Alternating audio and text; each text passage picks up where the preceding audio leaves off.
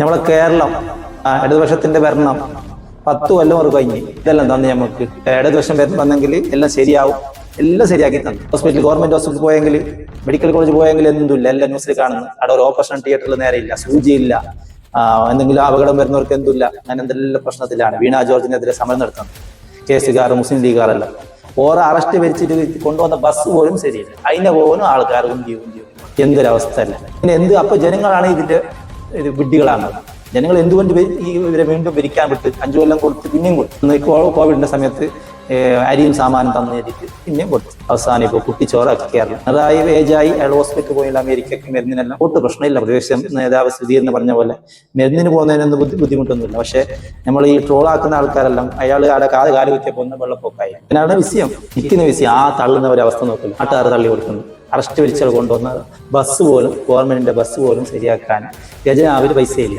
അങ്ങനത്തെ ഒരു അവസ്ഥയിൽ ഇനി കുറച്ച് മാസങ്ങൾ മാത്രം സഹിക്കണം. പേടിയുണ്ട്.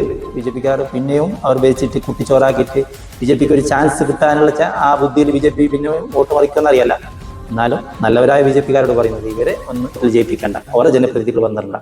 പിന്നെ ഒരു വലതുപക്ഷ പാർട്ടി കോൺഗ്രസ് അങ്ങനെ UDF വരട്ടെ എന്നാണ് ആഗ്രഹം. കാരണം ഇങ്ങനെ ഒരു ഗതികെട്ട ഒരു കേരളമായിട്ട് നമ്മൾ മുമ്പ് കാലങ്ങളിൽ കണ്ടിട്ടില്ല. അതൊരു മൂക്കിലേക്ക് കൈവെക്കേണ്ട ഒരു അവസ്ഥ നമ്മളെ കേരളമായി മാറിന്. അപ്പോൾ ട്രോളർമാർക്കും അതുപോലെ ചിരിക്കുന്നവർക്കൊക്കെ ഈ പിണറായി സർക്കാർ ഏറ്റവും ട്രോളായി മാറിക്കൊണ്ടിരിക്കുന്നു.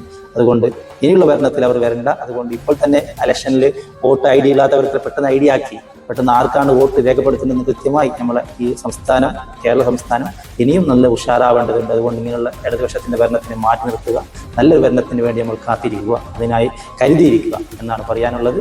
ട്രോളന്മാർക്ക് ട്രോളാനുള്ള ഉള്ള അവസരം ഇപ്പോൾ പിണറായി സർക്കാർ കൊടുത്തിട്ടുണ്ട്. ഇനി അങ്ങനെ ആവരുത് എന്നാണ് എല്ലാവരും അഭ്യർത്ഥിക്കാനുള്ളത്. എൻ്റെ ചാനൽ വീണ്ടും ഞാൻ വീഡിയോ ചെയ്യുന്നു. SSC മീഡിയ എന്ന എൻ്റെ ചാനലിനെ സബ്സ്ക്രൈബ് ചെയ്യുക, സപ്പോർട്ട് ചെയ്യുക, അതുപോലെ ഷെയർ ചെയ്യുക. നന്ദി, നമസ്കാരം, അസ്സലാമു അലൈക്കും, ഗുഡ് നൈറ്റ്.